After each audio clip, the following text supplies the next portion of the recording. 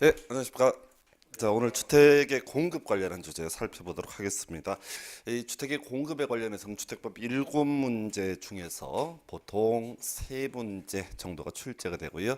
출제하는 쟁점은 5개가 있어요. 그런데 5개 중에서 제일 먼저 이제 나오게 되는 게 선분양 제도입니다. 그래서 이 부분은 우리 이제 주택의 건설 공급 과정을 미리 좀 알고 가셔야 됩니다. 그래서 자, 이렇게 가는 거죠. 주택법에 따라 주택을 건설하기 위해서는 제일 먼저 사업 계획 승인이라고 하는 것을 받아야 한다. 요게 이제 기본 출발점이에요. 그래서 우리가 이제 건축법에서 건축물에 건축할 때는 건축 허가 받아야 되고요. 그다음에 주택법에서는 사업계획 승인이라고 하는 것을 받아야 됩니다. 그래서 우리 이제 공부하셨던 것 중에서 사업계획 승인 대상이라고 하는 거 단독 주택은요 원칙이 30호인데 시험에 나오는 것은 한옥에 있어서는 50호 이상일 때 사업계획 승인 대상이다라고 봤었고, 이 공동주택 원래 30세대 이상일 때는 사업계획 승인 받아야 되는데요. 문제는 그거죠. 시험에 뜨는 것은 단지형 연립, 단지형 다세대에 있어서는 50세대 이상일 때 사업계획 승인 대상이 된다. 그리고 두 번째 포인트가 이 사업계획 승인권자 누구냐 했을 때 뭐 시장 분수 또 특별시장, 광역시장 등 있을 수 있는데 시험에 나올 수 있는 것은 국토교통부 장관이 사업계획 승인을 해줄 수 있는 케이스. 크게 두 가지죠. 사업주체 관련해서 국가와 토지주택공사가 사업주체했을 때 이때는 국토교통부 장관이 사업계획 승인해 주고요. 또 하나 국토부 장관이 지정 고시하는 지역 안에서 자 이렇게 주택 건설 사업 등을 하고자 할 때는 국토교통부 장관이 사업계획 승인한다. 세 번째 포인트가 바로 분할해서 사업계획 승인할 수 있는 케이스, 바로 600세대 이상이 됐을 때 분할해서 사업계획 승인, 이렇게 이제 앞에 쟁점 봤었고요. 사업계획 승인 떨어지고 나서요 착공 이루어지게 됩니다. 원칙 2년인데요 5년인데 2년짜리도 있고 중요한 건 아니고요. 그 다음에 이제 문제가 되는 것이 이 주택이 완성이 되기 전에 미리 분양을 할 수 있습니다. 자, 우리 주택 사십시오라고 하는 거, 아파트 광고하는 것을 입주자 모집 공고라고 이렇게 부르게 되는데, 문제는 이제 입주자 모집 공고에 앞서서 자, 이 사업 주체에 따라서 얘기가 좀 달라지긴 하는데, 아파트 착공하자마자 바로 분양할 수 있는 것은 아니고 공사 진척률이 100분의 40% 이상이 되게 되면 분양을 할 수 있습니다. 그래서 사업 주체 입장에서는요 착공을 한 다음에 공사 진척률이 40% 이상 되게 되면은 그때는 뭘 한다? 자, 우리 아파트 분양할 수 있게 사인해 주세요라고 하는 입주자 모집 공고 승인 신청이라고 하는 것을 하게 됩니다. 그래서 요거요 시군구청장한테 하게 되는 거예요. 그래서 자 결과적으로 공사 진척률 40% 넘었으니까 자 입주자 모집 공고 승인을 해 주십시오라고 이렇게 승인 신청을 하게 될 것이고요. 자 이렇게 승인 신청이 있으면 시군구청장이 가서 조사해 봅니다. 그래서 공정률이 40% 이상 되게 되면 그때 바로 입주자 모집 공고 승인이라고 하는 것을 하게 돼요. 자 이게 이제 기본적인 구조가 되는 것이고, 그래서 입주자 모집 공고 승인 떨어지면 우리 아파트 사십시오라고 하는 입주자 모집 공고라고 하는 것을 하게 됩니다. 그러면 이제 앞에서 이제 공부했던 청약저축, 청약예금, 청약부금 같은 요즘에 이제 통일에 대해서 주택 청약 종합저축이라고 하는 거, 요거를 기준으로 해서 자 사람들이 자 청약을 하게 되겠죠. 청약을 하게 되면은 그때 바로 경쟁률이 1대 1이 넘는다라는 전제 하에서 이때 문제가 되는 거 바로 추첨의 문제가 있겠고요, 당첨의 문제 등이 있습니다. 그래서 결과적으로 입주자 저축증서를 가지고 있는 사람은 이때 바로 입주자 모집 공고할 때 청약을 하는 그런 구조가 되는 거예요. 자 그래서 입주자 모집 공고 떨어지면 이제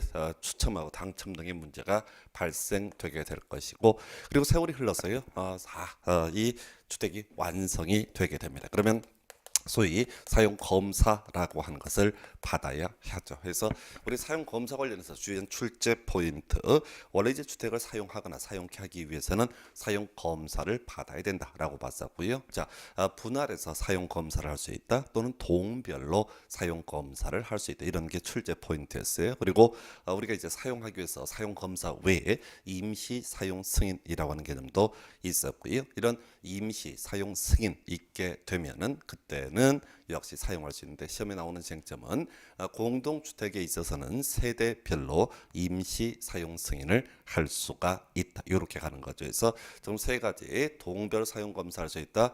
분할해서 사용 검사할 수 있다. 세대별로 임시 사용 승인을 할 수 있다. 이렇게 봤었고요. 자, 그럼 이제 주택이 다 완성이 된 상태입니다. 자, 완성되면 결과적으로 소유권 이전 등기를 해줘야 되는데 소유권 이전 등기를 하기 위해서는요. 먼저 소유권 보존 등기라고 하는 것을 하도록 합니다. 그리고 이 소유권 보존 등기하는 날을 우리 법에서는 어떤 표현을 쓰냐면은 바로 소유권 이전 등기 가능일이라는 표현을 쓰게 됩니다. 그래서 자, 결과적으로 소유권 보존 등기한 날이 소유권 이전 등기 가능일 이런 똑같은 표현으로 해석을 할 수 있겠고 부동산 등기 특별조치법에서는 소유권 이전 등기 가능일로부터 60일 내 소유권 이전 등기가 마쳐지도록 경료가대로 규정하고 있습니다. 그래서 이 소유권 보존 등기하고 즉 소유권 이전 등기 가능일로부터 60일 내 소유권 이전 등기라고 하는 것이 경료가 돼야 된다. 이게 이제 기본적인 구조예요. 그래서 이게 이제 주택법에 따른 주택의 건설 그리고 공급 과정 이걸 우리가 선분양 제도로 불러요. 그래서 지금 이제 대선 후보들이 쭉 나오면서 나오는 공약들 중에 하나가 후분양으로 돌리겠다라고 하는 것이고 후분양이라고 하는 개념은 공사 진척률 80% 됐을 때 이렇게 입주자를 모집할 수 있는 것을 후분양이라고 부르게 됩니다. 근데 우리나라에서만 자 대한민국 전 세계를 통틀어서 우리나라에서만 아파트가 완성도 되기 전에 미리 분양할 수 있는 이런 구조 선분양 제도 이게 이제 70년대 60년대 산업화되면서 갑자기 도심지에 주택에 대한 수요가 급증되고 그 당시에 어떤 금융 이런 시스템들이 안 돼 있다 보니까 아파트 완성도 되기 전에 미리 팔아먹을 수 있는 이런 구조였었고요. 그래서 이제 사회적으로 큰 문제가 됩니다. 그래서 왜냐면은 이 건설 업체 입장에서는 주로 조폭들이 어둠의 세력들이 뭐죠? 돈 모아가지고 삥 뜯어가지고 지상으로 기어 올라올 때 제일 하는 것이 바로 건설업체 건설이에요. 그래서 얘들이 참 대책 없이 하는 게 지금요 수요 예측 안 합니다. 그냥 입주자 모집 공고 때려버려요. 그래서 그 돈 모아서 집을 짓겠다 이런 논리 구조거든요. 그러다가 나중에 미분양 사태가 벌어지게 되면 정부에서 어떤 사회적인 혼란 때문에 또 집 사주고 이런 식으로 해서 그동안에 집 장사 지는 분들 진짜 날로 먹었습니다. 이게 경기 예측이고 뭐고 아무 필요도 없는 이런 구조였었고요. 자, 이게 기본 구조예요. 다시 한번 정리하면은 자, 착공한 다음에 먼저 입주자 모집 공고 승인 신청 공사 진척률 40% 이상 됐을 때 하고요.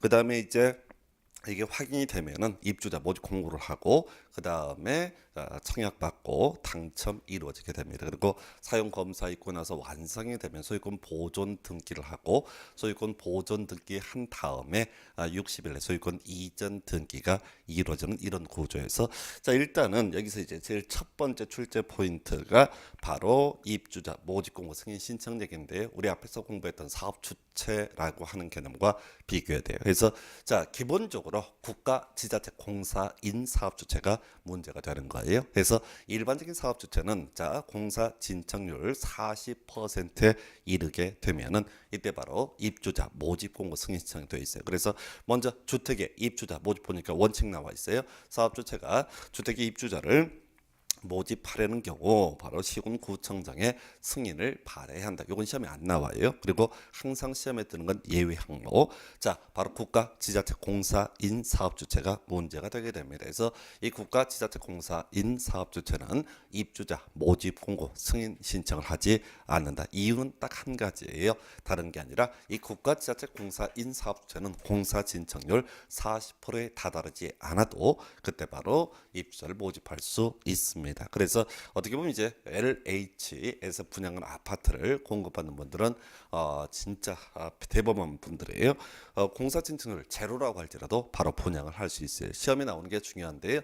항상 시험에는 국가 지자체 공사가 주택의 입주자를 모집하고자 할 때 시군구청장의 승인을 받아야 한다. 이렇게만 뽑는 거예요. 그래서 한 번은 국가가 나왔다, 한 번은 지자체 나왔다, 토지공사 나왔다, 지방공사 나왔다 해서 무조건 시험 문제는 예외 파트 해서 자 원래 주택에 입주자를 모집할 때 입주자 모집공고 승인청 받아야 된다. 그러나 국가지자체공사는 그러하지 아니하다. 이렇게 할 것이고요. 두 번째가 복리시설의 입주자 모집이라고 하는 것이 나와 있어요. 그래서 이 복리시설은 상가를 의미하게 될 것인데, 자 지금요 주택 입주자를 모집할 때는 시군구청장의 승인을 얻도록 했었고요.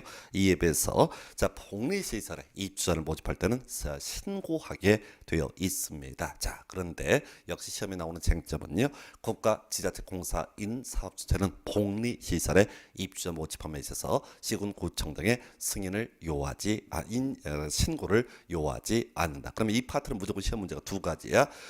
자 국가지자체공사인 사업주체가 바로 주택의 입주자를 모집하고자 할 때 시군구청장의 승인을 받아야 한다 해서 틀리게 뽑아주고요. 또 하나가 국가지자체공사인 사업주체가 복리시설에 입주자를 모집하고자 할 때 신고를 해야 된다라고 해서 항상 예외 항목을 가지고 틀리게 구성하는 그런 영역이 되겠습니다. 그래서 두 가지 쟁점 받고요. 그 다음 페이지 가면 마감 자재 목록표라고 하는 개념이 있어요. 그래서 거기 이제 1번에 승인 신청, 2번에 견본주택 건설했는데 거기다가 이제 괄호 열고 승인청에다가 원칙이라고 써두시고요.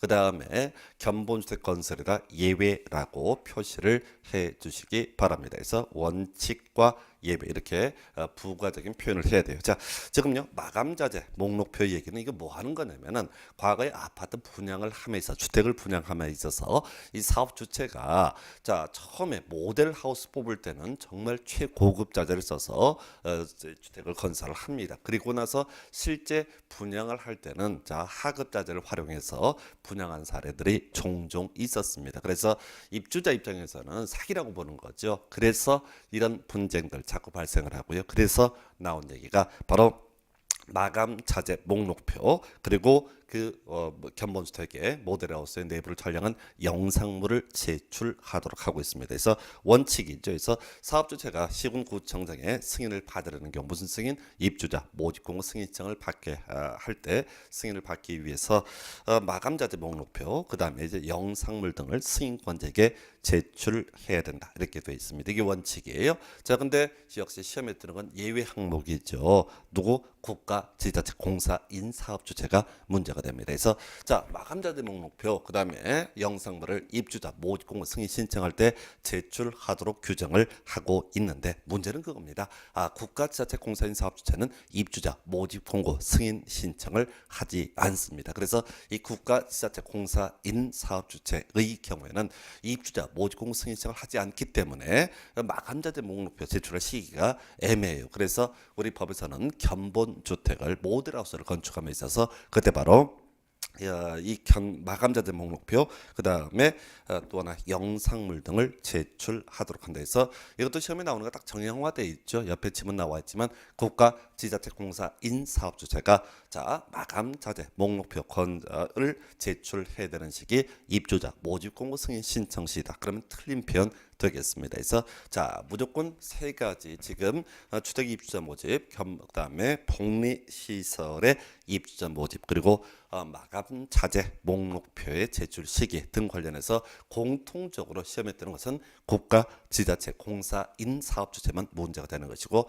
국가지자체공사인 사업주체 첫 번째 주택의 입주자를 모집할 때 입주자 모집공고 승인청을 하지 않는다. 두 번째 자 복리시설에 입주자를 모집하고자 할 때 신고하지 않는다. 그리고 자 마감 자재 목록표 제출함에 있어서 그 시기라고 하는 것은 바로 입주자 모집공고 승인 신청이 아니라 견본주택을 건설하는 데에 대해서 세 가지 묶어서 한 문제짜리 되겠습니다. 그래서 이게 이제 소위 선 분양에 관한 부분이고 그 사이드 쟁점으로서 이 마감 자재 목록표 받은 시군구 등에서는 2년 이상 보관하고 나중에 분쟁이 발생하면 이걸 활용하도록 규정하고 있습니다. 그래서 이게 이제 첫 번째 출제 포인트. 두 번째 포인트는요.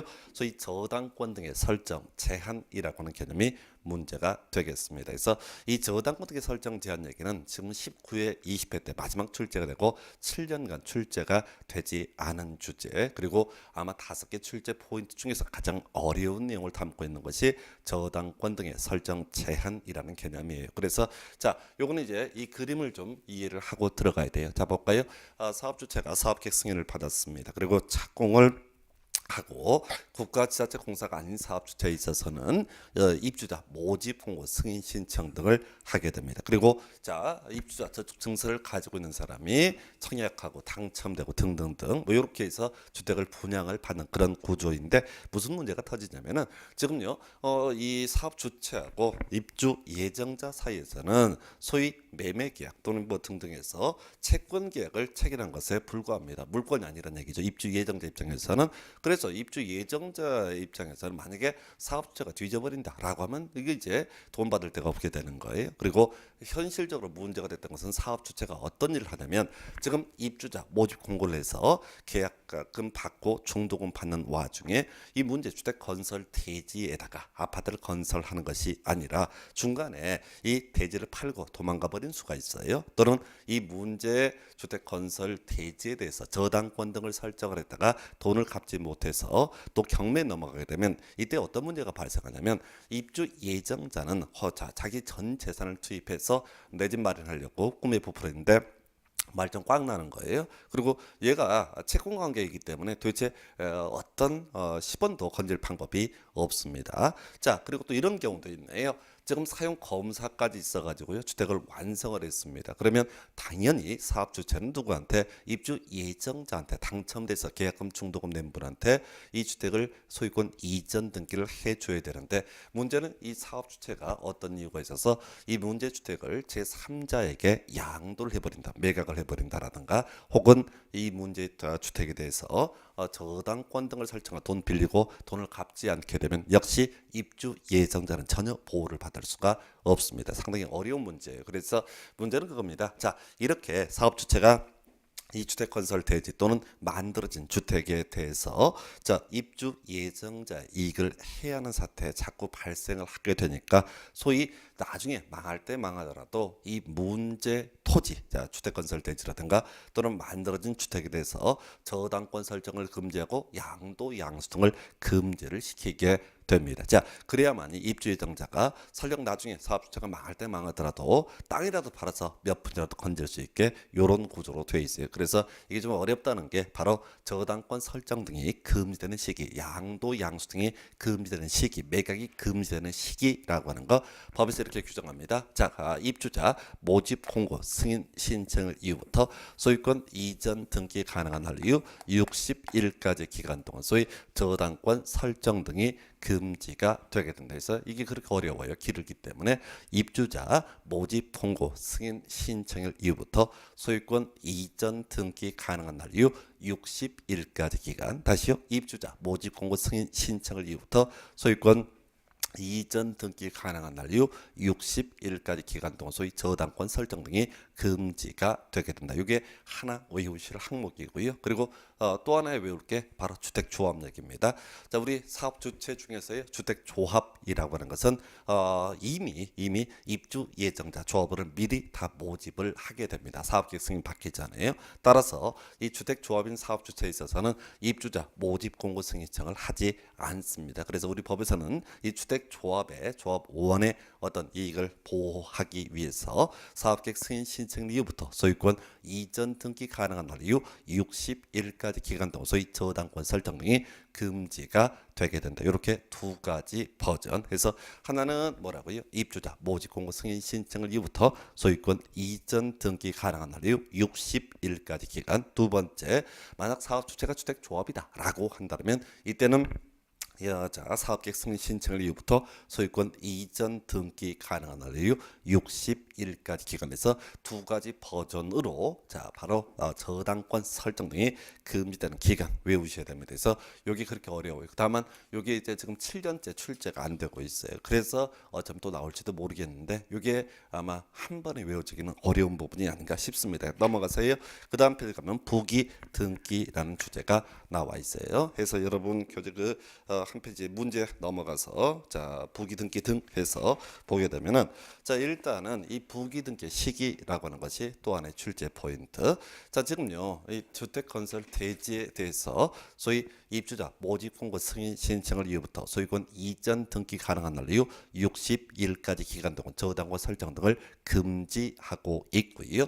한편 주택가에 대해서도 자, 역시 저당권 설정 등을 금지하고 있습니다. 근데 문제는 이거죠.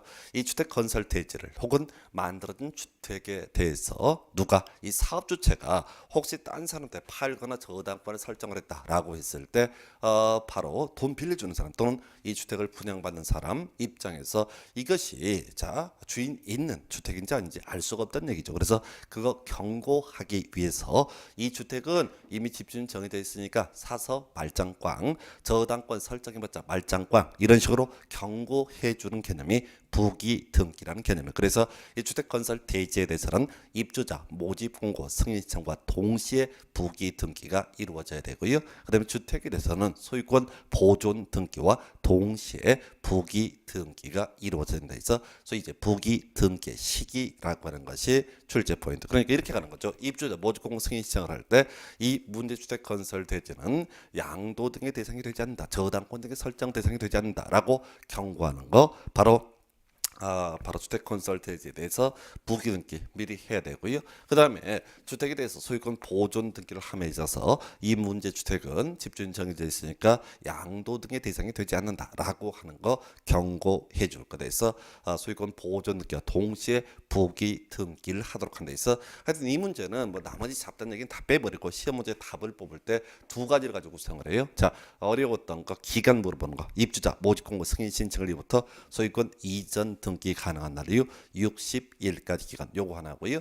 그다음에 주택에 대해서는 자 또 하나 주택 조합인 경우에는 사업계획 승인 신청을 이후부터 소유권 이전 등기 가능한 날 이후 60일까지 기간 두 가지 버전 그리고 부기 등기 시기라고 해서 대지에 대해서는 입주자 모집 공고 승인 청구와 동시에 그다음에 주택에 대해서는 소유권 보존 등기와 동시에 부기 등기해라. 그리고 아직 안 나온 게 하나 있는데 국가 지자체 공사 등은 어떻다? 부기 등기 의무가 없다라고 해서 자, 이 국가 지자체 공사는요. 앞에서 보실 때 입주자 모집 공고 승인 신청 등을 아예 하지 않습니다. 그래서 또 하나의 쟁점이 국가 지자체 공사는 믿을 수 있는 자. 그래서 굳이 부기 등기를 할 필요가 없다 해서 소위 저당권 등의 설정 제한이라고 하는 거 요게 또 하나의 출제 포인트 제일 어려워요. 자, 그 다음에 이제 세 번째 주제가 분양가 상한제라고 하는 개념이 나와 있습니다. 그래서 자, 이 분양가 상한제라고 하는 것은 거의 매년 한 문제 구성이 되고 있고요. 양이 상당히 많습니다. 그래서 먼저 이 분양가 상한제 기본 개념을 보게 되면은 사업 주체가 평당 얼마를 받겠다라는 식으로 자, 평당 분양가 등을 제시를 하게 되는 건데 이게 그런 식이죠. 사업 주체가 평당 얼마를 받겠다라고 했을 때 자기 마음대로 이 분양가를 책정할 수 있는 것이 아니라 시군구에 설치되어 있는 소위 분양가 심사위원회라고 하는 데다가 이 분양가를 제출을 해요. 그래서 이 시군구에 설치된 분양가 심사위원회에서 그래 이렇게 분양해도 좋아 사인해주게 되면 분양할 수 있는 구조. 그래서 너무 분양가가 높게 되면 시군구에서 소위 분양가 심사위원회라고 하는 기구에서 분양가 심사위원회 통과를 못해요. 그러면 사실상 입주자 모집 공고를 할 수 없는 그런 구조입니다. 그래서 자, 시험에 일단 적용 범주라고 해서 첫 번째 제목들 보셔야 돼. 공공택지라고 하는 것이 있고요. 그 다음 페이지 가면 소위 분양가 상한제 적용 지역 크게 두 가지가 문제가 되게 됩니다. 그래서 자, 일단은 이 분양가 상한제를 적용하는 것 공공택지하고요.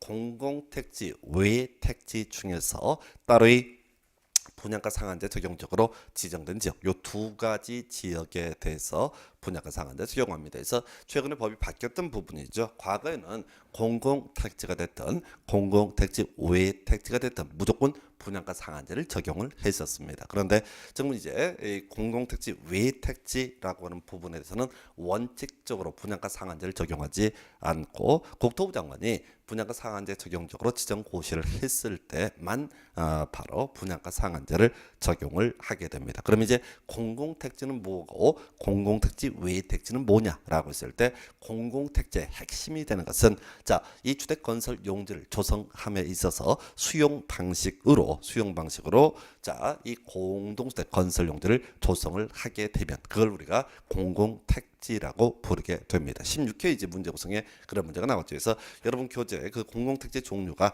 9개가 쭉 하니 나열이 돼 있어요. 그래서 여기서는 이런 문제는요. 공공택지를 절대 외울 수 없어요. 9개를 어떻게 외웁니까? 때려 죽여도 못 외우지. 그래서 여기서는 공공택지가 아닌 것을 외우셔야 돼. 해서 자 거기에 9개 항목 중에서 7개 3번부터 9번까지는 무조건 소위 수용 방식 등을 통해서 수용 방식을 통해서 자, 이 조성하는 그런 사업만을 나열하고 있습니다. 그래서 3번부터 9번까지는 볼 필요가 없어요. 그런데 1번하고 2번 보니까 도시 개발 사업 그리고 또 하나가 경제 자유구역 개발 사업 이런 표현 써놓고 중간에 수용 방식에 한한다라고 이렇게 되어 있습니다. 그러면 이런 문제를 구성을 할 때는 공공택지를 고르시오가 아니라 공공택지 아닌 것을 고르시오라는 문제를 구성을 하게 될 것이고요. 그래서 공공택지 틀리게 구성할 수 있는 건 두 가지밖에 없어요. 최대 도시개발사업하고요. 경제자유구역 개발사업만 어떻다 틀리게 구성을 할 수 있다. 근데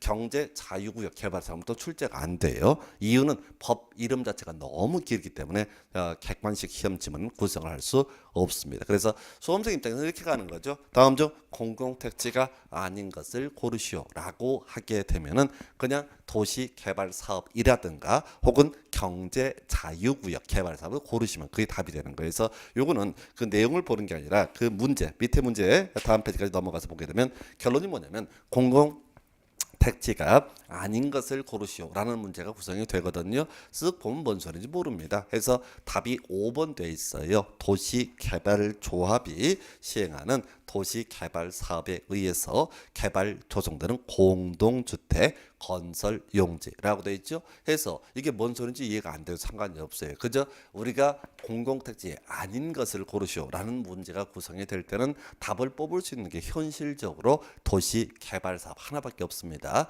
하나 더 굳이 외우고 싶으면 경제자유구역 개발사업을 외워도 무방한데 자 5번이 왜 틀렸냐라고 했을 때 자 공공택지라고 하는 것은 수용 방식을 통해서 조성된 공동주택 건설 용지를 가리켜서 공공택지라고 정의를 한 바가 있습니다. 그런데 5번 지문에 도시개발조합이 시행하는 도시개발사업 이런 표현을 쓰고 있어요. 상당히 꽈는 건데 자 우리가 도시개발사업을 시행함에 있어서 도시개발조합이 시행자가 되는 경우는요. 소위 환지 방식일 때만 사업 시행자 도시개발조합이 될 수 있습니다. 그래서 자 이 5번 지문 도시개발조합이 시행하는 도시개발사업이라고 하는 부분에서 이것은 소위 수용 방식이 아니라 환지 방식이다라는 의미를 내포하고 있고 따라서 이때는 얘는 공공택지가 될 수 없다. 뭐 이런 해설을 해드릴 수 있는데 자 개념 필요 없고요. 그냥 이 문제 16개 때 구성되고 지금 12년째 출제가 되고 있지 않는데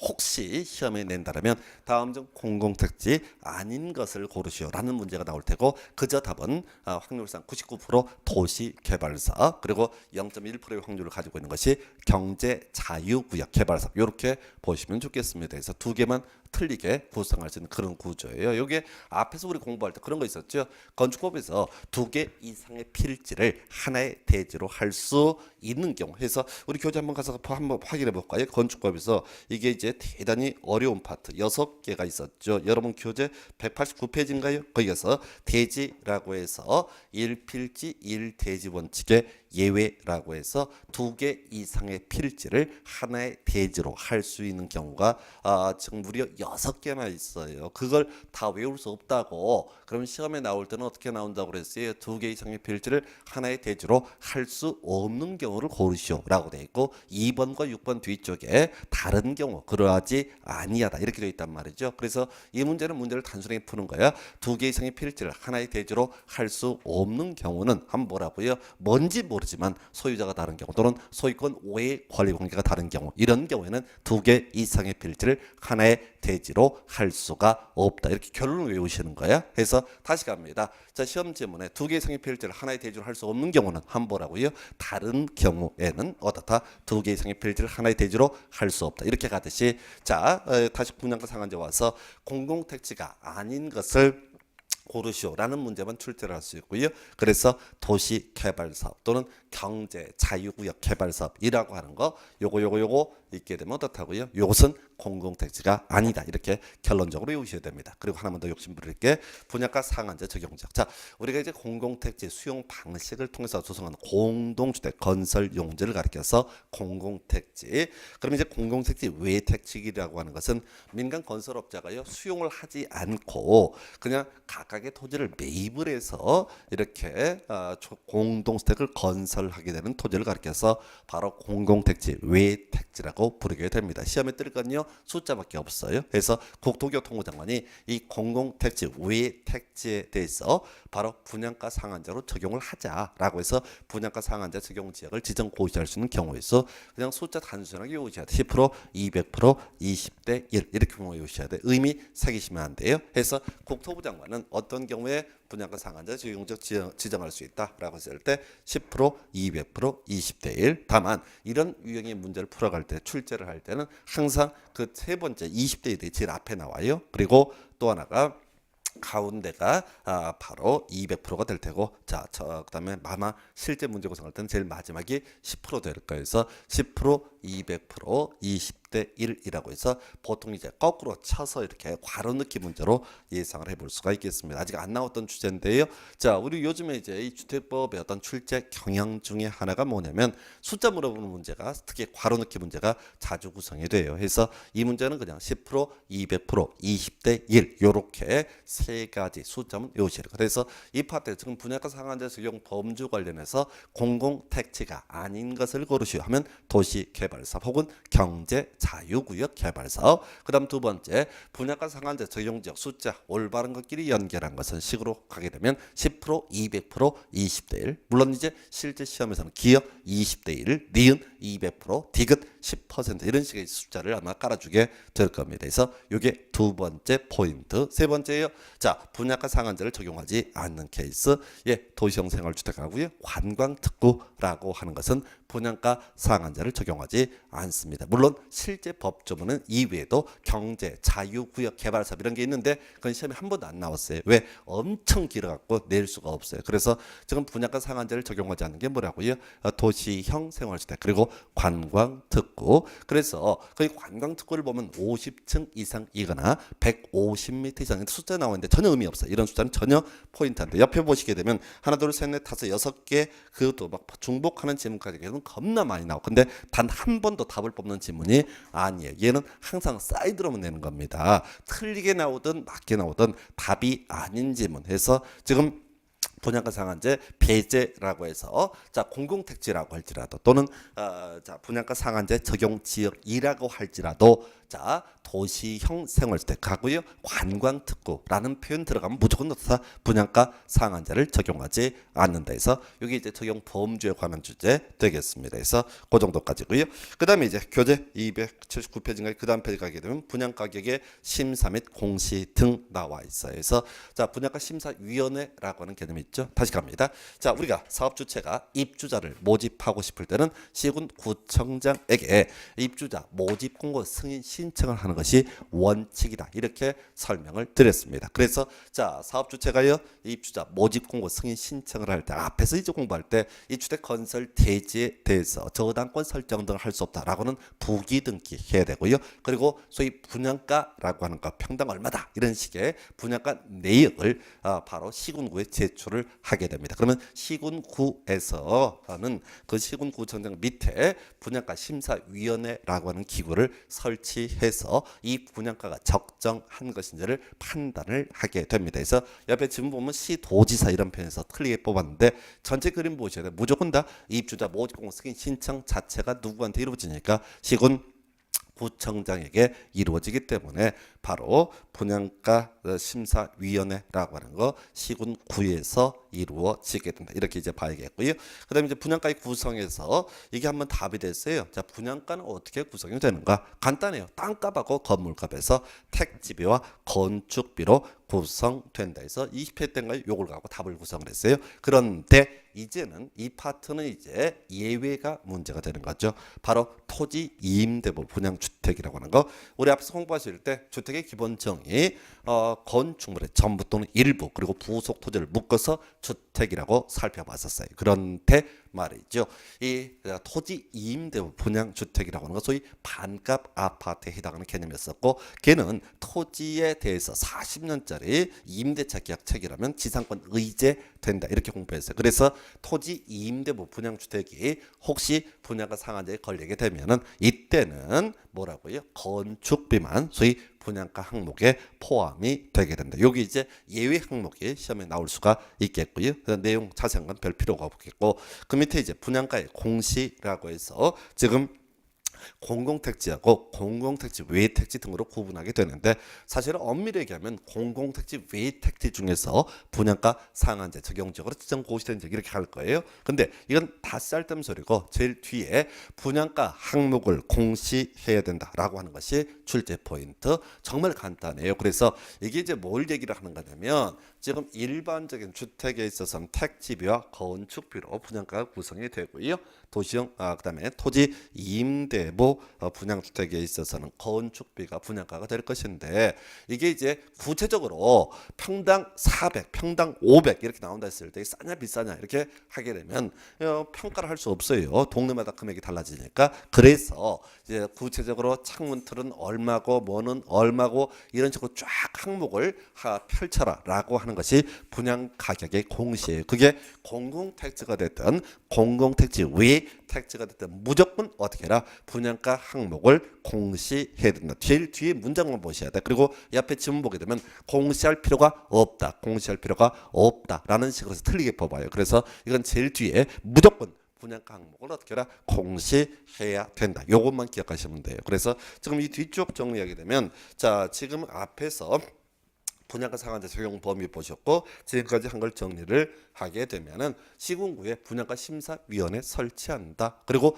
분양가라고 하는 것은 원칙적으로 택지비와 건축비를 묶어서 분양가로 보게 되는데, 토지 임대부 분양주택에 있어서는 건축비를 분양가로 본다. 그리고 자, 이렇게 분양가 상한제였을 때는 결국은 어떻게 해라? 분양가 항목을 공시해야 된다. 그것이 공공택지가 됐든 공공택지 외 택지가 됐든 무조건 분양가 항목을 공시해야 된다. 시험 문제 구성할 때는 어쩌고 저쩌고 저쩌고 분양가 항목을 공시할 필요가 없다. 이런 식으로 이제 틀리게 구성을 하게 됩니다. 그래서 그 정도까지 해서 보셨고, 세 번째 주제가 전매 제한이라는 개념이에요. 해서 한 페이지 넘기시게 되면은 전매 제한 기간 등이 쭉 나와 있어요. 때려 죽여도 외울 수가 없습니다. 그래서 지금 13년간 지문 한 번 구성에 대해서 했던 적이 있는데 그거 버려야 돼요. 그래서 일단은 기본 틀부터 가겠습니다. 지금 분양가 상한제라고 하는 것은 어떤 의미를 내포하고 있냐면은, 원래 겁나 비싼 아파트를 시군구 분양가 심사위원회에서 통제를 해가지고 좀 싸게 아파트를 분양을 한 케이스다. 그러면 이 수요자 입장에서는 싸게 분양을 받았으니까 요거 투기의 대상으로 삼아서는 안 된다라고 하는 게 분양가 상한제 취지예요. 그래서 일정 기간 동안 요것을 사고 팔 수가 없다. 즉 전매 차익을 얻을 수 없다. 일단 이렇게 가는 거예요. 자, 그런데 항상 시험은 예외가 문제가 된다고 그랬어요. 자, 이렇게 분양가 상한제입니다. 그럼에도 불구하고 예외적으로 전매가 가능한 경우 등이 있는데, 그 보기 앞서서 부기 등기 얘기부터 해볼게요.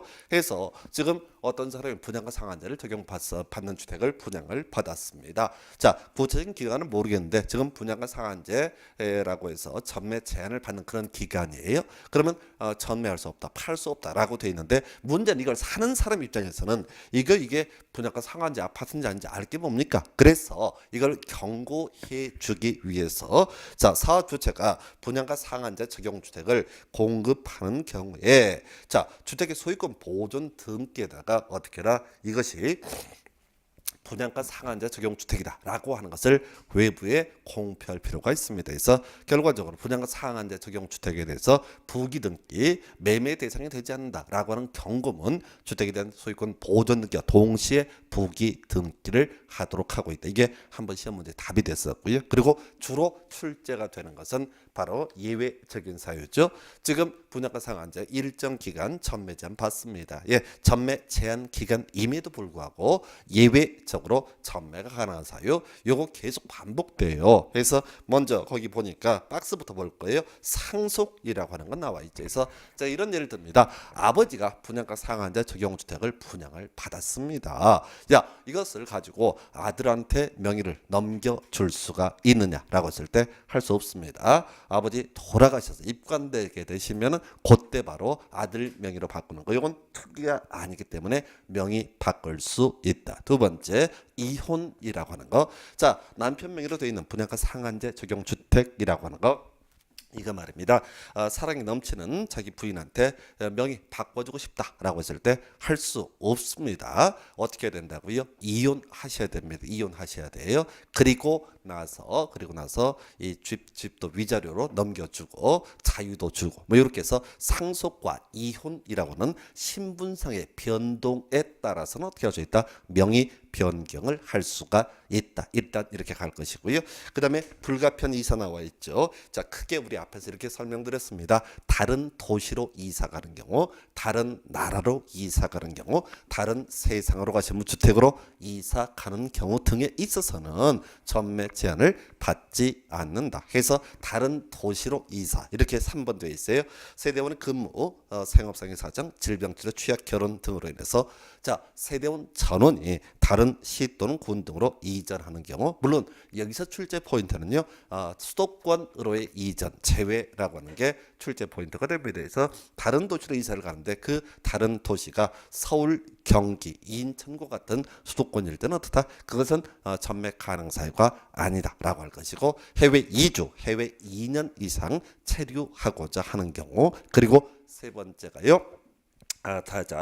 다른 세상으로 가신 주택이죠. 그래서 상속에 의해서 취득한 주택으로 세대원 전원이 이전하는 경우, 이런 경우죠. 어떤 갑이라고 하는 사람이 분양가 상한제 적용주택 분양을 받았고요. 전매 제한 기간입니다. 요거 팔 수 없어요. 근데 다른 도시로 이사가고 다른 나라로 이사가는 거, 요건 이해가 쉬울 테고, 하나가 뭐냐면, 자, 이분이 복도 많아서 할아버지가 돌아가셨는데 그분이 이 주택을 하나 남겨놓고 갔어요. 그래서 그 집으로 이사 가게 되는 경우, 즉 상속받은 주택으로 이사 들어가게 되는 경우, 이런 경우에는 물론 세대원 전원인데 바로 분양가 상한제 기존에 가지고 있는 거 팔고 갈 수가 있다. 이렇게 이제 봐야 되죠. 그래서 지금 사연들을 보니까 상속과 이혼이 있었고요. 다른 도시로 이사, 다른 나라로 이사, 다른 세상으로 가시는 주택으로 이사 가는 경우, 이런 게 있겠고, 그 다음에 이제 나와 있는 것이 6번이요. 입주자로 선정된 지위 또는 주택의 일부를 배우자에게 증여하는 경우, 이것도 중요한 출제 포인트죠. 전부 증여는 허용되지 않습니다. 자, 이 조항은 왜 만들어졌냐면, 이게 이제 부부가 한 주택에 대해서 공동으로 소유하는 경우 좀 세금이 작다고, 상대적으로. 한편 일방 부부 중에 한 사람만이 주택을 소유하는 경우, 이런 경우에는 세금이 좀 세다고 그래. 그래서 사람들이 이제 이 세금 문제 때문에 뭐 이혼, 이렇게 위장 이혼 이런 사태들이 자꾸 발생을 해요. 그래서 이명박 정부 때 만들었던 거, 자, 이 분양가 상한제 적용 주택 주택의 일부를 배우자에게 증여, 즉 공동 소유로 돌리는 경우는 이때는 전매 제한에 걸리지 않는다. 이런 조항 만들어졌고요. 그다음에 이제 마지막이 바로 경공매라는 개념이 되겠습니다. 그래서 자, 지금 내가 분양가 상한제 적용주택을 분양을 받았습니다. 기본적으로 명의 변경 안 됩니다. 상속, 이혼, 다른 도시, 다른 나라, 다른 세상으로 가신 주택으로 이사하거나 배우자에게 일부를 증여하는 경우를 제외하고는 명의 변경할 수 없어요. 그런데 빚을 갚지 못해서, 국가나 지자체 등에 대해서 빚을 갚지 못해서 경매 또는 공매가 시행된다라고 한다라면, 이때는 그걸 이제 낙찰받은 분이 소유권 취득한다라는 측면에서 전매가 가능하다. 이렇게 정리를 하게 됩니다. 그래서 다시 요건 이제 좀 이따 이제 투기 과열 지구에서 전매 제한하고 똑같이 맞물려 가는데, 자, 전매 가능 사유라고 하는 거 상속, 이혼 있고요. 그다음에 다른 도시로 이사, 다른 나라로 이사, 다른 세상으로 가시면 주택으로 이사, 배우자에게 일부 증여, 경공매 등의 사유가 있게 되면 명의를 변경하는 것도 가능하다. 자, 그런데 그 앞에 전매 가능 사유에 그 박스 위에 지문을 보니까 그러면 어떤 사람이 얘기합니다. 자, 나 다른 도시 이사 갈 거야. 그리고 팔 거야. 이게 자기 마음대로 할 수 없다는 얘기죠. 바로 한국토지주택공사에 동의 받아서 어떻게 할 수 있다. 이런 일정한 사유를 입증을 하게 되면 소위 전매를 할 수가 있다. 자, 그런데 또 시험에서는 예외가 문제가 되는 거죠. 기본적으로 전매 가능 사유에 걸렸다라고 하는 것을 토지주택공사 사인 받고 나서 이렇게 전매할 수 있는데 만약에 자 지금 상속이다라고 했을 때는 이때는 어떻다 동의를 요하지 않는다 해서 상속을 무슨 동의를 받아요. 그냥 법률 규정에 따라서 부동산 물권 변동이 발생하는 케이스이기 때문에 상속은 동의를 요하지 않는다 이렇게 할 것이고요. 그 마지막 쟁점으로서 우선 매수라고 하는 게 있어요. 해서 지금 분양가 상한제 주택을 공급받은 자가 이 전매를 하고자 합니다. 그때 누구한테 토지주택공사에 동의를 받도록 했었거든요. 그랬을 때 토지주택공사가 동의해서 팔게 하는 것도 하나의 방법이 될 수 있고 혹은 이 한국토지주택공사가 우선 매입하는 것도 가능하다라고 이렇게 되어 있습니다. 그래서 이 정도가 분양가 상한제. 정리해 볼까요? 좀 분양가 상한제에서 첫 번째 포인트가 적용 범주라고 해서 공공택지, 그다음에 분양가 상한제 적용 지역 등에서 분양가 상한제 적용한다. 근데 공공택지 영역에서는 아닌 것을 고르시오. 도시개발사업, 경제자유구역 개발사업 이런 게 있었고, 그다음에 분양가 상한제 적용 지역 10%, 200%, 20대 1이라고 하는 거. 그 외에 분양가 상한제 폐지라고 해서 도시형 생활주택하고 관광특구는 분양가 상한제를 폐지한다. 두 번째, 자 분양가 심사위원회 시군구에 설치가 되어 있었고요. 분양가라고 하는 것은 원칙적으로 택지비와 건축비로 구성이 되게 되는데 문제는 토지 임대부 분양주택에서는 건축비를 말한다. 그리고 분양가 항목은 무조건 공시를 해야 된다. 그리고 전매 제한 걸리죠. 그래서 이 전매 제한이라고 하는 거 외부에 공시하기 위해서 주택에 대한 소유권 보전 등기와 동시에 부기 등기를 하게 되어 있었고요. 자 이렇게 전매 제한 걸려 있다는 거 공시가 돼 있다라고 할지라도 상속과 이혼 다른 도시로 다른 나라로 다른 세상으로 가신 무주택으로 세대원 전부가 이사 가게 되는 경우라든가 경공매 배우자에게 일부 증여 등을 하는 경우에는 토지주택공사의 동의를 받으면 전매가 가능하다. 즉 명의 변경이 가능하다. 다만 상속에 있어서는 동의를 요하지 않는다. 그리고 이렇게 전매로 왔을 때 토지주택공사가 우선 매입하는 것도 가능하다. 이 정도에서 분양가 상한제는 상당히 내용들이 많습니다. 그래서 이렇게 세 번째 출제 포인트. 네 번째 포인트요. 여러분 교재 그 다음 페이지 가면 공급 질서 결혼 금지라고 하는 개념이 나와 있어요. 그래서 자, 이 공급 질서 결혼 금지라고 하는 것은 앞에서 이제 공부했던 내용들을 다 묶어서 이제 설명을 드려야 되는데 우리 주택법에서요 내 집 마련하라고 만들어 온 지위 증서가 3개가 있었습니다. 자, 제가 지난주에 설명드릴 때 했던 얘기 중에 하나가 주택 상환 사채라고 해서 토지주택공사 또는 등록사업자 얘가 주택 건설 재원을 마련하기 위해서 야야 돈 좀 꿔줘라 앞으로 주택으로 돌려줄게 라고 했던 개념이 주택 상환 사채라고 했던 개념이죠. 그래서 구체적으로 토지주택공사 주택상환사채 발행할 수 있다 이런 거 있었고요. 또 하나가 등록사업자 자 자본금 5억 원 이상으로서 최근 3년간 연평균 주택 건설 실적이 300세대 이상 이런 일정한 요건을 갖추게 되면 금융기관 등에 보증받아서 사채 발행할 수 있다 이런 게 하나 있었고요. 또 하나 이거 있었죠. 자 지금 입주자 모집 공고할 때 몸만 가서는 돈만 싸들고 가서는 분양을 받을 수 없습니다. 그래서 내 집 마련하기 위해서 미리 가입했던 거 입주자 저축증서라고 하는 개념이 있을 수 있겠고요. 입주자 저축증서 실무에서는 소위 물딱지라고 불리는 그런 개념이 될 것이고 어찌 됐든 간에 이 입주자 저축증서라고 하는 것도 신규 주택을 분양받기 위한 그런 방법 수단 중에 하나가 되게 됩니다. 그리고 세 번째로 봤던 것이 바로 주택조합 설립에 따라서 주택을 공급받을 수 있는 지위 바로 주택조합원의 지위라고 하는 개념이 있습니다. 그래서 그 외에도 무허가 건물 확인서, 이주 대책 대상자 확인서 있는데 그 중요치 않고요. 그저 3개 줄줄 외우셔야 돼. 자, 바로 주택상환사채, 입주자, 저축증서, 주택조합원의 지위. 예, 이런 것들 양도, 양수, 알선, 광고 등 다 금지가 되게 됩니다. 그래서 이 3개가 포인트가 되는 것이 주택법에서 내 집 마련할 수 있는 지위 증서라고 하는 게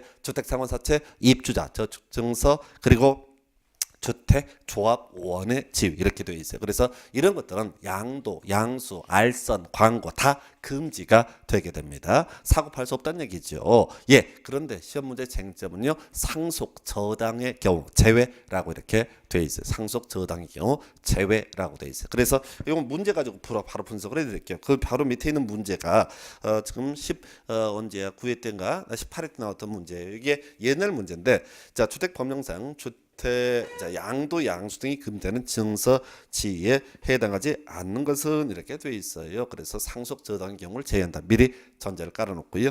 자, 1번 토지주택공사가 발행한 주택상환사채 예, 당연히 양도 양수 알선 금지가 됩니다. 두 번째 자본금 3억 원의 법인으로서 최근 3년간 200세대 연평균 200세대 공동주택 건설 실적이 있는 등록사업자가 발행한 주택상환사채. 자, 해서 이 문제 되게 까다로운데 2번이 틀렸어요. 근데 이건 딱 10년 전 문제예요. 숫자 바꿔치기 하고 있죠. 해서 자본금 5억 원 이상이 돼야 되고 최근 3년간 연평균 주택 건설 실적이 300세대 이상이 됐을 때만 이러한 주택상환사채 등록사업자가 발행할 수 있습니다. 그래서 2번 같은 경우는 존재하지 않는 것이죠. 그리고 3번 입주자 저축증서라고 하는 것 자, 맞고요. 나머지 쟁점 안 돼. 그래서 답은 2번이 될 것이고 이 문제는 최근 경향을 좀 봐야 되니까 그 최근 5년간 기출 문제 한 두세 페이지 넘기면요. 여러분 교재 지금 저희 교재로는 289페이지인가를 보면은 문제가 나와 있어요. 자, 몇 페이지? 자, 7번 문제부터 최근 5년간 기출 문제. 제 자료는 289페이지인데 페이지가 약간 다를 수 있어요. 그래서 하여튼 7번 문제 보겠습니다. 주택법령상 주택의 공급 질서 교란 행위에 해당되지 않는 것은 해서 1번 주택 상환사채의 증여, 2번 입주자 저축증서의 매매 알선, 3번 도시개발채권의 양도. 답은 3번이에요. 그래서 이 도시개발채권 이것도 어려운 문제 유형이에요. 그래서 지금 뭔 얘기인 거니? 주택법에서 내 집 마련하기 위해서 필요한 증서, 지위라고 하는 것은 뭘 얘기한다고요?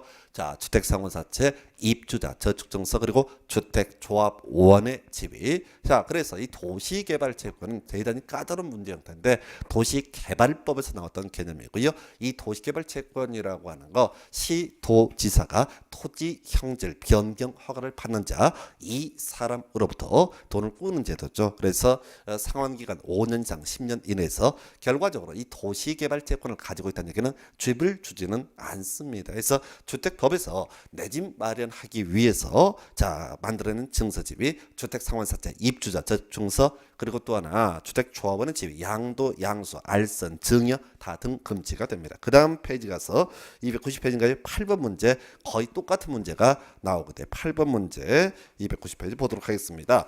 자, 거의 똑같은 문제 계속 반복이 되는데 주택법령상 공급질서, 주택공급질서의 교란을 방지하기 위해서 금지된 행위가 아닌 것은 되어 있어서 요즘에 이제 새로 나온 문제 유형인가요?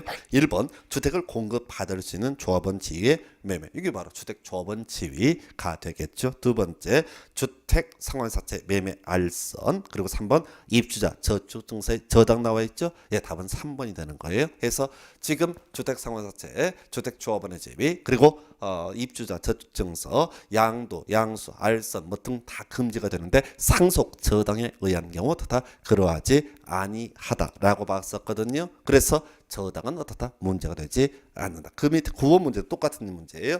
주택법령상 주택 공급과 관련해서 금지되는 공급질서 교란 행위에 해당하지 않는 것은 해서 1번 주택을 공급받을 수 있는 조합원 지위의 증여, 2번 주택 상환사채 저당. 답은 2번이죠. 그래서 지금 24, 25회 때 문제에서는 상속 저당 중에서 계속 저당을 가지고 구성을 하고 있습니다. 그래서 정리하면 이렇습니다. 다시 원점으로 돌아와야 되는데요. 자, 여러분 교재 282페이지였나요? 공급질서 교란행위라고 해서 여기서는 이제 결론 미리 외우셔야 돼. 주택조합원의 지위 그리고 주택상환사채 그리고 입주자 저축증서 이런 것들은 양도, 양수, 알선 등 다 금지가 됩니다. 그래서 양도, 양수의 어떤 유형에는 매매라든가 또는 증여 이런 것이 있을 수가 있겠죠. 그러나 상속 저당에 의한 경우는 어떻다? 그러하지 아니하다 해서 지금 24, 25회 때는 계속 포인트를 삼고 있는 게 바로 저당을 가지고 구성을 했어요. 그러면 앞으로 나올 수 있는 전형적인 예시 지문이 자 공급질서 교란 행위를 볼 수 없는 것은 주택조합원 지위의 상속이라고 하는 거, 상속은 어떻다? 역시 문제가 되지 않는다 이렇게 봅니다. 그래서 자 이렇게 해서 지금 공급 질서 결혼 행위라고 하는 거, 이 파트는 좀 옛날에는 문제를 구질구질하게 냈는데 지금 최근에 문제 출제 경향은 아주 단순해요. 그래서 주택조합원의 지위, 주택상환사채, 입주자, 저축, 증서 등 양도, 양수, 알선 뭐 등등 다 금지가 되는데 상속, 저당에 의한 경우 그러하지 아니하다 해서 결과적으로 그 교란 행위가 아닌 것을 고르시오라는 문제가 나오면 제일 유력한 답이 상속이나 저당이라고 하는 것은 교란 행위에 해당되지 않는다라고 이렇게 정리를 하게 됩니다. 그래서 자, 그 정도까지 보셨고요. 중간 얘기 필요 없고, 그다음에 이제 마지막 주제가 투기 과열지구라는 개념이 되겠습니다. 해서 투기 과열지구 지정권자 보니까요. 자, 국토교통부 장관, 시, 도지사, 자 일정한 지역에 대해서 투기 과열지구 지정 해제할 수 있다라고 이렇게 되어 있습니다. 그래서 한 페이지 넘기시게 되면 자, 그 투기 과열지구 지정 절차라고 하는 거, 국토교통부 장관이 투기 과열 지구를 지정 해제할 때 시도지사의 의견 들어야 되고, 시도지사가 투기 과열 지구 지정 해제할 때 국토교통부 장관과 협의해야 된다. 옆에 지금 보시면 겁나 많이 나와요. 근데 답이 아니야. 이것은 소위 절차에 관한 질문이기 때문에 답을 뽑는 질문 아니다 라고 보셔야 돼서 다시 법조문을 정리하면 국토부 장관은 시도지사의 의견 청취, 한편 시도지사는 국토교통부 장관과 협의를 해야 된다. 이렇게 일단 뼈대를 잡아놓고요. 자, 그래서 옛날에는 이 지문이 많이 구성이 됐었어요. 근데 그 당시에도 답이 되지는 않았던 지문이고요. 우리가 굳이 외운다면 재검토 1년마다 재검토. 그건 누가 재검토를 하냐면 국토교통부 장관이 1년마다 재검토. 자, 그래서 요거 보면서 이제 법조문의 구조가 맞지 않습니다. 그래서 지금 투기 과열지구 지정 누가 하냐? 국토교통부 장관 또는 시도지사 이렇게 표현을 하고 있어요. 자, 그리고 지금 재검토는 누가 한다고 돼 있어요? 국토교통부 장관. 법논리가 안 맞잖아요. 지정하고 해제하고 이런 사람이 당연히 재검토돼야 되는데 이건 어떤 법의 역사 때문에 그렇습니다. 그래서 자, 옛날부터 우리 주택법에서는 계속해서 자, 국토부 장관 또는 시도지사가 투기 과열지구를 지정 해제할 수 있다라고 오랫동안 법이 되어 있어요. 그런데 대한민국의 어떤 시도지사도 투기 과열지구 지정 안 합니다. 지정 안 합니다. 왜? 투기 과열지구가 지정되게 되면 신규로 분양되는 주택에 전매 제한 걸리잖아요. 그 지역 주민들한테 몰매를 막고 싶으면은 그걸 지정을 할 수 있는데 현실적으로 단 한 건도 지정이 되지 않습니다. 그래서 법을 굳이 고칠 것까지는 아니고 나중에 만들어진 조항이 재검토 조항. 그래서 이때는 현실적인 부분을 반영해서 국토부 장관이 1년마다 재검토해서 지금 답이 됐던 걸 정리하면 투기 과열지구 누가 지정한다 이런 것들 중요치 않고요. 국토부 장관 1년마다 재검토. 그 구체적으로 어떤 지역에 대해서 투기 과열지구를 지정하느냐 이런 것들도 시험 지문에 구성이 되는데 답과는 관련이 없어요. 그런 것들은 외울 이유도 없어. 이것은 담당 그 공무원, 구급 공무원만 알면 되는 항목이지 시험 지문에 이것을 가지고 답을 뽑는 지문은 아니에요. 그러면 결론이 중요한데, 자, 어떤 지역이 투기 과열지구로 지정이 됐다라고 한다면 당연히 결론을 기억하셔야 돼. 바로 전매 제한을 받습니다. 자, 투기를 방지하기 위해서 마음대로 사고 팔 수 없게 만든다고요. 예, 얼마 동안 모르지. 그거 외울 필요는 없겠고, 다시 우리 시험용으로 중요한 의미를 갖는 것은 전매 가능 사유라고 하는 것이 문제가 됩니다. 그래서 오른쪽 페이지 보게 되면 앞에 봤던 거랑 거의 똑같아요. 상속이라고 하는 건 나와 있죠. 이혼이라고 하는 건 나와 있습니다. 다른 도시로 이사, 다른 나라로 이사, 다른 세상으로 가신 분 주택으로 이사. 우리 앞에서 공부했던 뭐랑 똑같아? 분양가 상한제에 있어서 전매 가능 사유와 똑같습니다. 그래서 자, 상속과 이혼이라고 하는 거 신분상의 변동이 있고요. 다른 도시로 이사함에 있어서 자, 거기 세대원 전부가 이사를 가야 되는데 수도권으로 이사는 제외가 되고요. 그 다음에 다른 나라 해외 이주, 해외 2년 이상 체류라고 하는 것, 그리고 또 하나가 자, 상속받은 주택으로 이사 가는 경우, 그리고 마지막 나와 있는 것이 바로 일부 증여, 배우자에 대한 일부 증여라고 하는 것이 있어요. 굳이 분양가 상한제에서 어떤 전매 가능 사유와 비교를 한다면 경공매라고 하는 것이 분양가 상한제에 추가가 되는데 그건 어차피 비교하는 문제는 구성하지 않습니다. 어차피 이 비슷한 6가지 가지고 주구장창 우려먹어요. 그래서 상속과 이혼 그리고 다른 도시로 이사, 다른 나라로 이사, 다른 세상으로 가시면 주택으로 이사, 배우자에게 일부 증여 등에 있어서는 투기 과열지구 전매 제한 기간이라고 할지라도 전매가 가능하다. 자, 근데 앞에서 우리가 분양가 상한제에 있어서는 토지주택공사에 동의 받아서 전매할 수 있다라고 했던 것에 비해서 투기 과열 지구에서는 이 주택을 분양한 사업 주체 동의를 받아서 역시 전매가 가능하다. 문제는 앞에서도 분양가 상한제에 있어서도 이런 일정한 사유 있으면 동의 받아라라고 돼 있었는데 상속은 동의를 요하지 않는다. 사망 신고하면 그걸로 끝나는 것이지 따로 뭐 동의를 받고 말고 할 성질인 것이 아니죠. 그래서 역시 상속은 동의를 요하지 않는다. 그래서 이게 이제 토지주택공사냐 또는 사업주체냐 이런 걸 갖고 쟁점을 삼을지는 않을 거예요.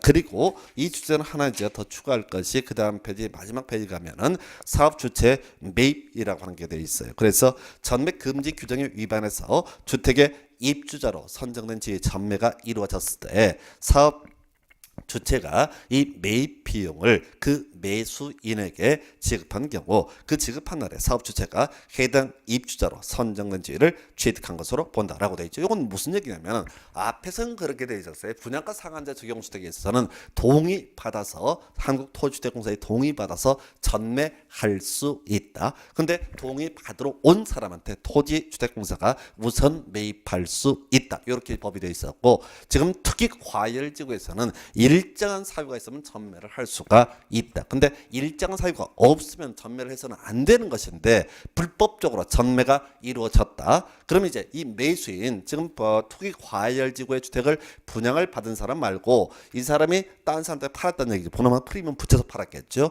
그랬을 때 이 매수인은 보호를 받지 못합니다. 왜?